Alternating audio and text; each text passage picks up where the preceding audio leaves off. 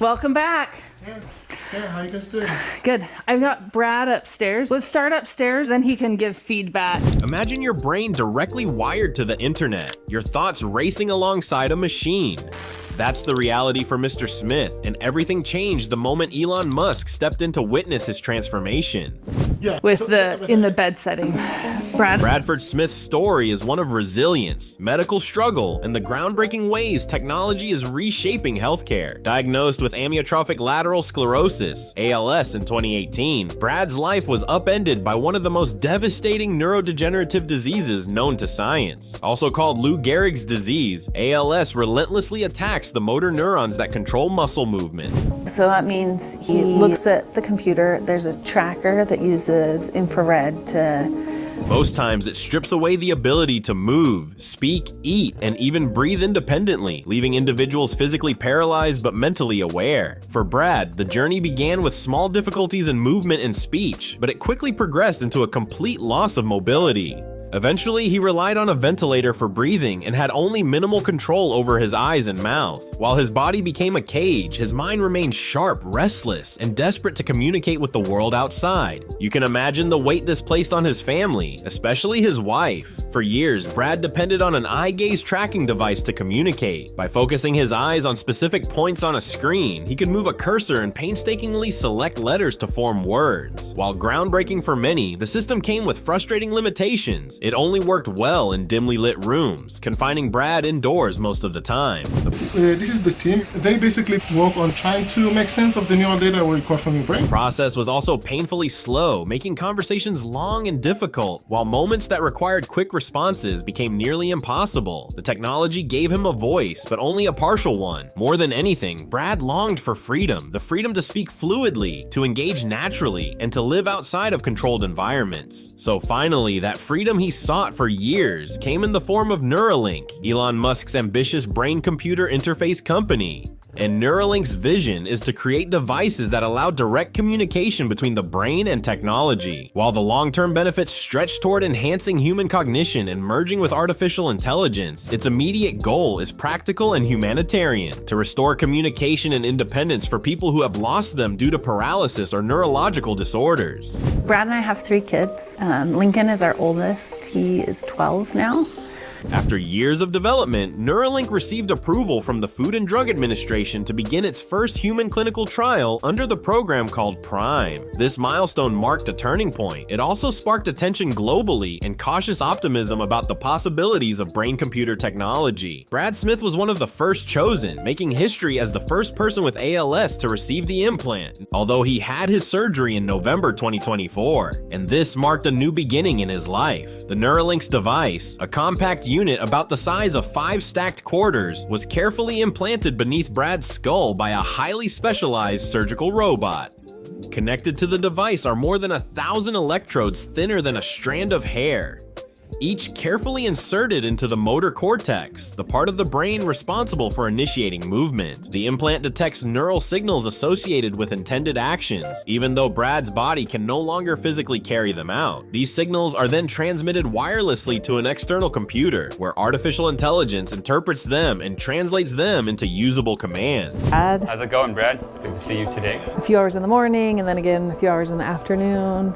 At first, Brad attempted to control a computer cursor by imagining hand movements, but the results were inconsistent. It was only when he imagined tongue or jaw movements and motions tied closely to speech that the system clicked. These signals proved smoother and more reliable, giving him intuitive control over the cursor. It took time and patient training, but eventually the process became natural, like learning a brand new skill. For the very first time since ALS robbed him of his physical abilities, Brad could interact directly with a computer using nothing but thought. But the implications were immediate and profound. Instead of relying on the slow, advanced eye tracking system, Brad could now type more quickly and navigate digital tools with far less frustration. His routines became more manageable. He could write messages, browse information, and engage with the world at a pace closer to normal. But the impact did not stop there. Neuralink gave him something he had thought lost forever, a chance to participate fully in conversations without delay, to laugh in real time, and to share thoughts as they came instead of minutes later. Each improvement didn't just make life easier, it made it feel more human again.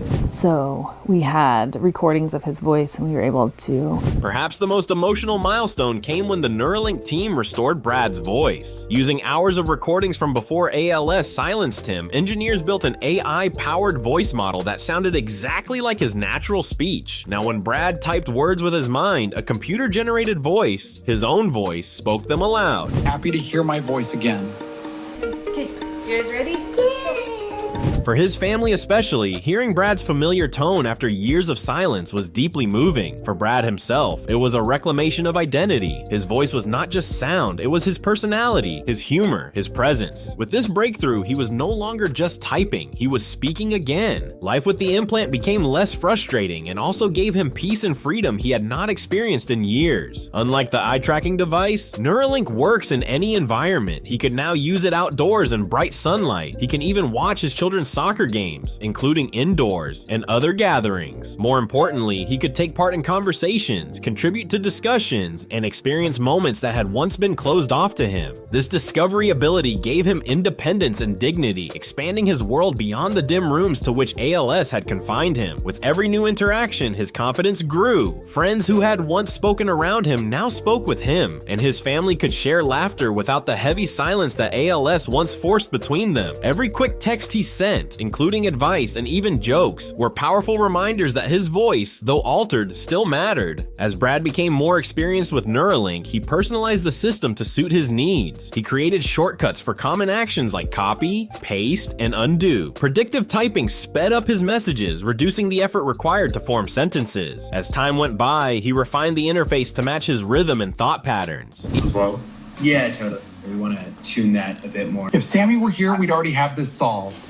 Each of these adjustments made communication more efficient, and with practice, it began to feel natural, almost like second nature. Conversations that had once taken exhausting amounts of time became smoother, more interactive, and less draining, allowing Brad to express himself clearly, confidently, and with a freedom he had not experienced in years. How are you today? So it looks like a plastic surgeon did the surgery because it's... Also, Brad was not alone in this journey. One thing that made him stronger was that his family stood by him, and most importantly, his wife Tiffany. Through the relentless progression of ALS, Tiffany has been his anchor and constant source of courage. Brad calls her his secret weapon, acknowledging her role as caregiver, partner, and emotional backbone. She supported him through sleepless nights, medical emergencies, and the exhausting demands of the disease, often sacrificing her own comfort for his stability. Their journey has been filled with both despair and hope, but Tiffany's unwavering dedication has been the foundation that made his survival and participation in the Neuralink trial possible. A really big difference. I don't know if you guys play video games with your dad and otherwise have some good times, Also, Elon Musk himself took a personal interest in Brad's journey, visiting him and discussing the broader potential of Neuralink. Also, Elon Musk sees the technology as a tool not only for restoring communication in those with paralysis, but also for pushing humanity forward. His vision stretches into a future where humans can enhance memory, boost learning, and even connect directly with artificial intelligence. Yet both Elon Musk and the Neuralink team are aware of the enormous ethical responsibilities attached to such power. They emphasize safety, privacy, and accessibility, knowing that the stakes are as high as the opportunities. Brad's participation is helping to shape these practices, ensuring the technology develops responsibly while prioritizing those who need it most. How's it going, Brad? See you today. A few hours in the morning and then again a few hours in the afternoon, every day. Especially other patients with paralysis from ALS and spinal cord injuries. Collectively, Neuralink has contributed thousands of hours of use, helping researchers refine the technology further and faster. Their invaluable experiences are teaching scientists how to improve comfort, reduce risks, and enhance performance in meaningful ways. Each participant's progress becomes a crucial stepping stone toward making the device safer, more reliable, and ultimately more effective for countless future patients worldwide. What makes Brad's story resonate deeply is that it is not just about wires, electrodes, or AI algorithms. It is about humanity. It is about the struggle to maintain identity, dignity, and connection in the face of a disease that seeks to erase them. Brad's ability to speak again in his own voice is more than a medical achievement. It is a reminder that technology at its best serves the human spirit. It allows individuals to reclaim what disease has taken, to share moments with loved ones, and to continue living with purpose.